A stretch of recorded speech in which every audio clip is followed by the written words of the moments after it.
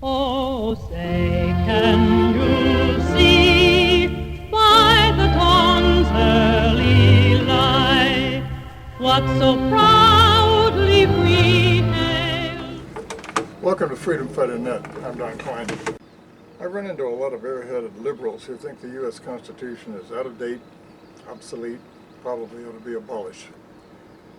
And I think that's a pretty interesting concept, since the Constitution is the only reason they're able to spout their nonsense without being put in a cage for it. But let's discuss that. Let's examine why the United States Constitution is a lot more valid than perhaps they think it is. There's a whole range of tyrannies that existed in the world prior to the United States Constitution and the American founding of the American government, and a lot of them still exist in various other parts of the world. To the extent they exist here, they are in direct violation of our Constitution, our form of legal jurisprudence, our rule of law. And I'm about to give you examples as to why. The fact that they are resurging here in this country is primarily because of this bogus political ideology called Marxism. You know, one of the things you're going to have to realize, and you will realize if things keep going the way they are presently, is that Marxism is no different than Nazism or fascism or socialism or any of those other isms at the street level. At the street level, it is pure and simple feudalism. It means the people who govern are not accountable to those who are governed. That's the real danger here. We're talking about dictatorship. We're talking about totalitarianism. We're talking about man's insatiable quest for power over his fellow man. The whole purpose of our Constitution is to keep government in check, because governments always turn into dictatorships. They always devolve into dictatorships. And ours is doing so at an accelerating pace, primarily because of the infestation of Marxists and the exit of people of integrity who believe in the founding principles of liberty. It's the doofuses who call themselves liberals or progressives that are allowing all this to happen. Now, when I say liberal, when I talk about liberal versus conservative, I'm not talking about morals, lifestyles, attitudes, that kind of thing. You can live your life any way you want. The whole point of the United States Constitution is that the people can live their lives as they choose to live it within the constraints of everyone else's rights around them. You can't violate other people's rights, but you can live your own life your own way, as long as it doesn't violate the rights of others. That's the whole point. You're responsible for the consequences, though. That's the other point. That's the thing that the Marxists would like the liberals to forget. They want to pretend that they're not responsible for the consequences, and that encourages them to do more to destroy the existing structure. Here's a news flash. I mentioned this a moment ago. At the street level, Marxism is indistinguishable from fascism, Nazism, or any other totalitarianism. It basically means a boot on the back of your neck, grinding your face into the ground forever. If you like that idea, keep on doing what you're doing. Here's some tyrannies our Constitution and our legal jurisprudence flatly prohibits. These are things these liberal yo-yos apparently want to see reestablished. Or maybe they don't. I hope they don't. I'm hoping that these series will explain to them what they're really trying to accomplish. How would you like to be forced to practice a religion not of your choice? Or how would you like to be forced to practice no religion at all? How would you like to go to jail if you do? If any of you gather together in a private location to worship the God of your choice, how would you like to go to jail for that? That's one of the tyrannies that has existed for 25 centuries before America came along. Still exists in some Islamic countries. How would you like to be thrown in jail as a troublemaker for revealing government corruption? How would you like to be sued for damages for revealing that a particular politician is corrupt and providing proof? How would you like to be sued for damages and lose, even though maybe he loses his job for corruption? That's the way it is in the rest of the world. This is the only nation on the face of the planet that speaking the truth is an absolute bar to prosecution for defamation of character. But if he's a public figure, if he's a politician, if he's a government official or anything like that, and he's corrupt, the people have a right to know about it, and you have a duty to report it, and you cannot be prosecuted for it if you have the proof.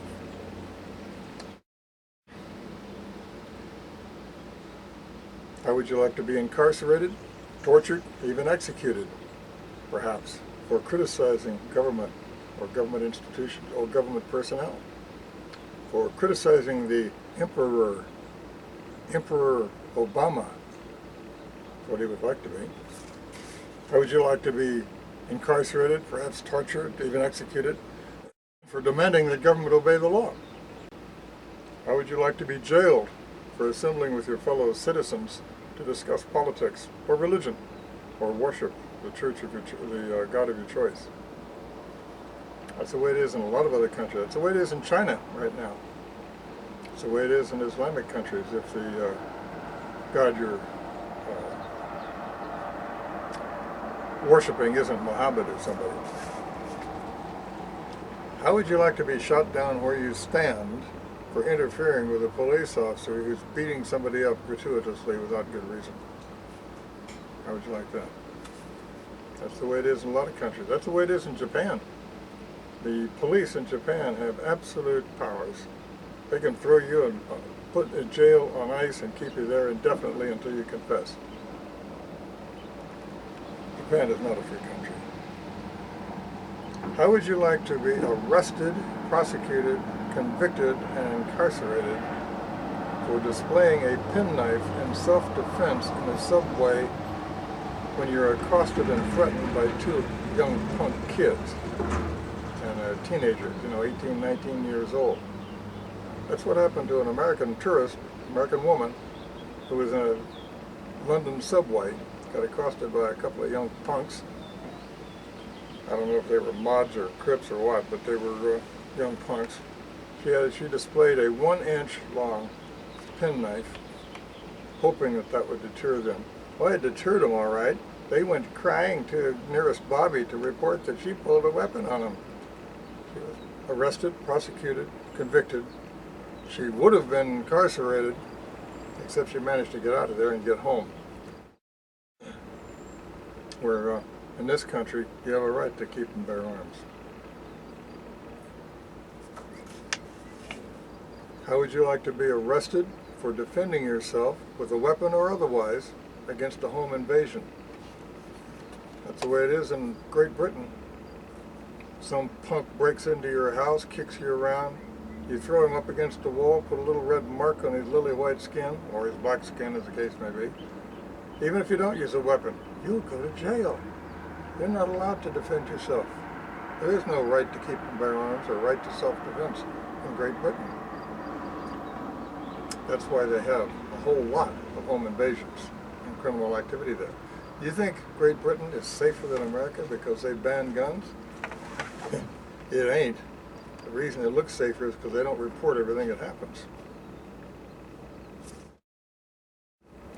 How would you like to have your home, how would you feel if your home was invaded by a government thug without a warrant, who mistreats your family, rummages through your belongings, eats your food, confiscates your valuables, slaps you around? Suppose he does it any time he feels like doing it, day or night, for any reason or no reason at all. And if you do anything about it, you're going to be facing the gallows. How would you like that situation? That exists in some parts of the world. It exists in North Korea. It exists everywhere they don't have a constitution like ours, and that means everywhere but here. How would you like to be assigned a soldier to live in your home full-time? Or an agent, government agent, or even a recipient of government welfare? How would you like to be told that you have to move into one little room of your house and give the rest of the house to some welfare recipient? That happens in certain parts of the world. There's indications it may happen here if the Marxists get their way. How would you like to be physically groped in the search of your person? Or how would you like to have your bank account, phone records, your storage facilities, your home rummaged through, searched without warning, without notice, without a warrant, all because government feels like it's necessary to do it? Gee, can you say TSA? Can you say NSA? These are things that are flatly prohibited in the United States of America. But they're going on. They're going on elsewhere in the world too. But they're going on here. And here they are prohibited. Are you sure we don't have a rogue occupation government? Are you sure you want to give up this Constitution?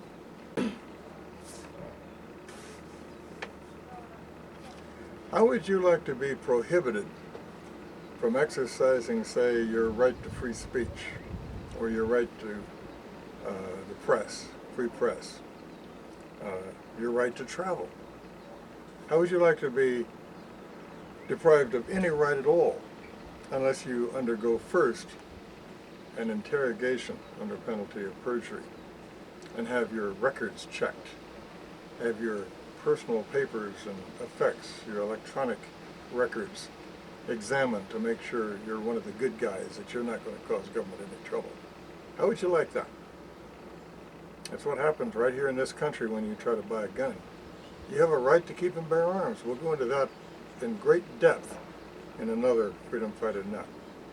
But for right now, just be aware of the fact that we have a Fourth and Fifth Amendment to the Constitution that prohibits intrusions into your persons, papers, houses, or effects without a warrant, without any unreasonable search, without a warrant, without probable cause, anything like that. It's against the law, but they're doing it. You sure this is not a rogue occupation government? You sure you want to get rid of this Constitution that at least gives you recourse if you want to do something about it? In the absence of probable cause of wrongdoing, isn't a government interrogation under penalty of perjury a search? Isn't it in violation of the Fourth and Fifth Amendments to the U.S. Constitution? It's not a crime to buy a gun. It doesn't indicate a crime. It doesn't indicate the potential for a crime. It is not suspicious behavior. And even if it was suspicious behavior, that's not sufficient. It has to be probable cause, and that rises above, well above, suspicious behavior. Why are we allowing government to do that? How would you like to be prosecuted on some real or trumped-up charge before a summary court? No jury, no attorney and representing you, just a boffin up there in black robes telling you what your sentence is, pronouncing sentence upon you. How about if that judge isn't even a federal judge? Perhaps he's a state judge or a town magistrate. Or how about if he's just the town marshal or a cop? That happens in a lot of parts of the world, but it's illegal here.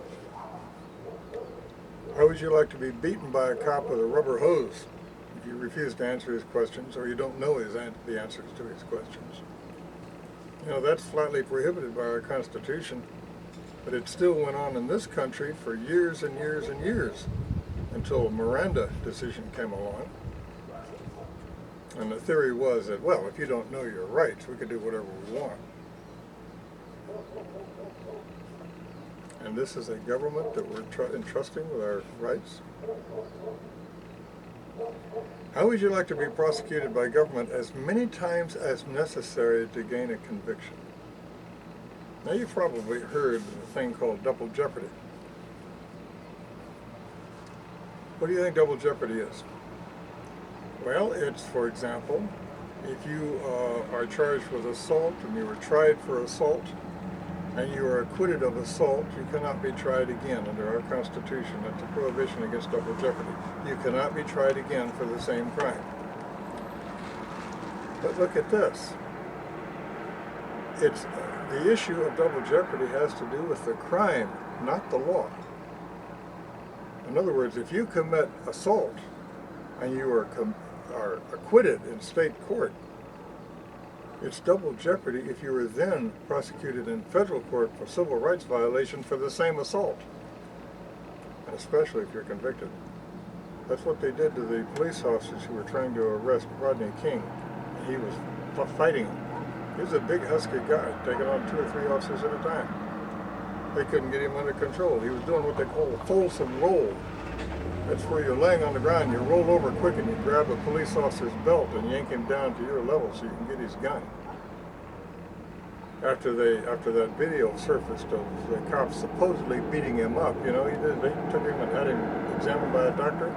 There wasn't a bruise on him. There wasn't a broken bone on him. They weren't hurting him.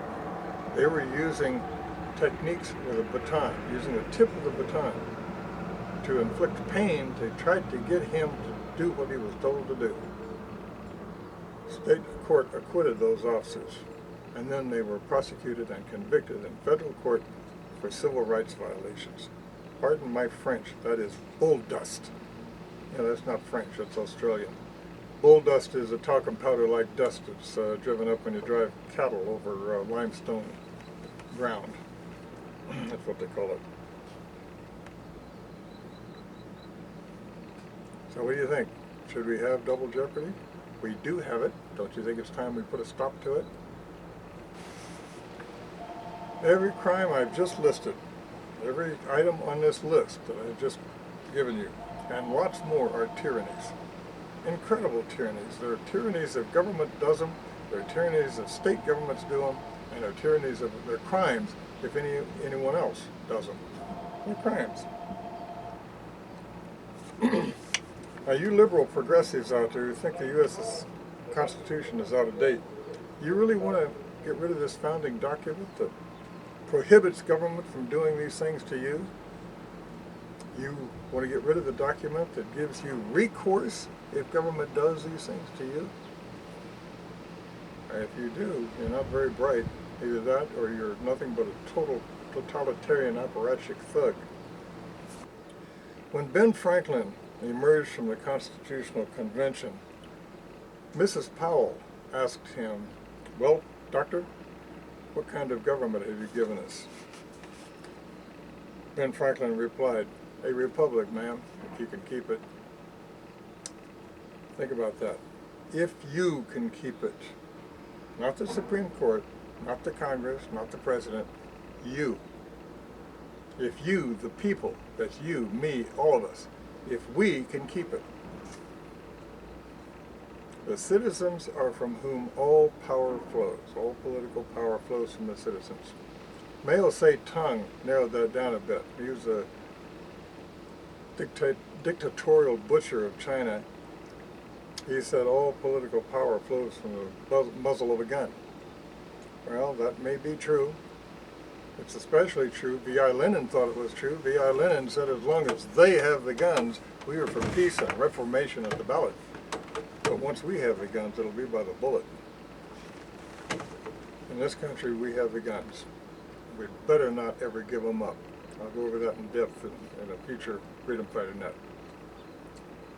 The citizens from whom all political power flows. We can put a stop to this. What we need to do is hammer these people with the U.S. Constitution. Not only the legislators, not only the elected officials, not only the executive and judicial branch, we need to hammer the bureaucracy.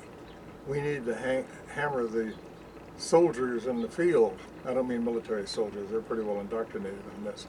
But I'm talking about like ATF, the people who work for the Alcohol, Tobacco, and Firearms Bureau. They need to be explained, have it hammered into their head that the U.S. Constitution is what they are bound by. And they violate it at their peril. We need to dig in our heels. We need to sit back and say, we will not comply with your color of law. Your color of law is null and void, and we will not comply. And if you force compliance, we will defend ourselves. That's the position we need to take. We, the people, need to take. if we're going to restore our nation to a free country, to a free, constitutional, rule of law country. Have a good day. I'll see you next time. Oh, say, can you see by the dawn's early light what so proudly we hailed at the twilight's last gleaming, whose broad stripes and bright stars